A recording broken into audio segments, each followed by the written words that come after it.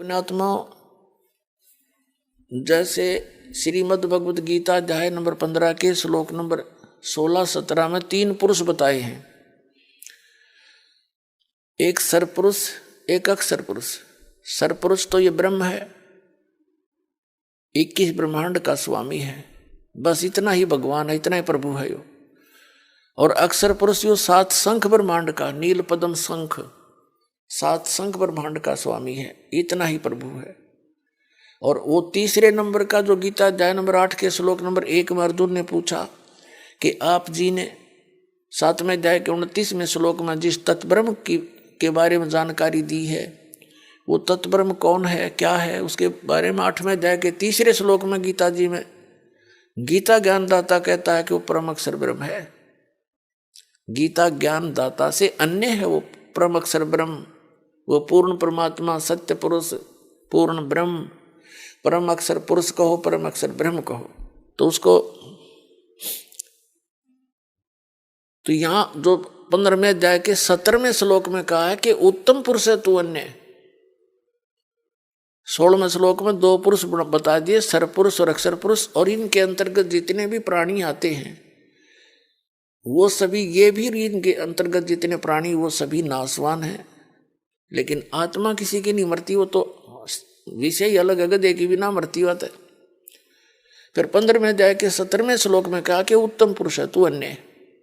वो श्रेष्ठ भगवान, उत्तम श्रेष्ठ पुरुष माने परमात्मा यानी परम अक्षर पुरुष, वो तो इन दोनों से अन्य है।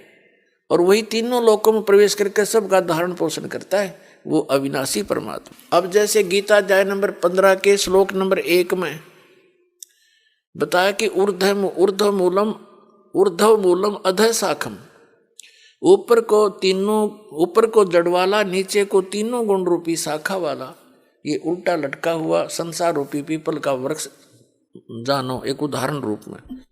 तो जो जड़ है वो तो परम अक्षर ब्रह्म है। कबीर परमेश्वर जी ने स्वयं आकर अपनी जानकारी आप पे बताई। अक्षर पुरुष एक पेड़ है, निरंजन यानी सरपुरुष वा की डार, और तीनों देवा शाखा हैं ये पात रूप संसार। तो मूल कौन है वो ये दास बताएगा, वो परम अक्षर ब्रह्म है। अक्षर पुरुष तो तना है, समझो वृक्ष, जमीन से बाहर जो दिखाई देता है जितना भी, वो वृक्ष कहलाता है। तो वृक्ष के फिर भाग हैं, अलग अलग विभाग हैं। नीचे तना है वो तो अक्षर पुरुष समझो, फिर उससे एक मोटी डार निकली है वो सरपुरुष समझो, ये ज्योति निरंजन काल।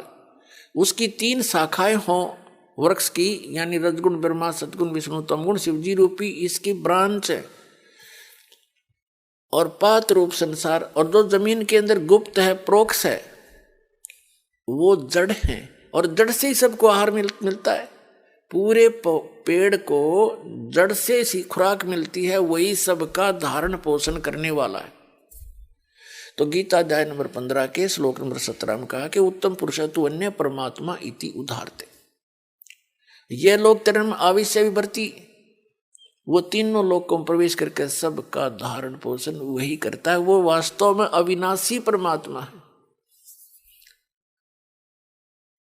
तो पुण्यात्मा, ये एग्जाम्पल बहुत गजब का है।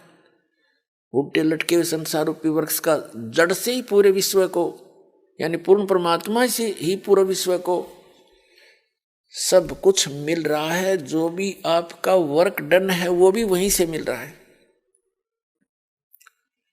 अब जैसे कोई नौकरी करता है गवर्नमेंट की, वहां उसने दिहाड़ी करी, उसकी तनख्वाह बनी, कैशियर के पास आ गई, ट्रेजरी में आ गई, उसने दे दी उठा के, आपका वर्क डन था। अगर आपने नौकरी ना कर रखी हो, हाजिरी ना लग रही हो, तो कैशियर ना दे चवन्नी। तो ये भगवान तो कैशियर समझ लो, ब्रह्मा विष्णु महेश्वर उस परम पिता के।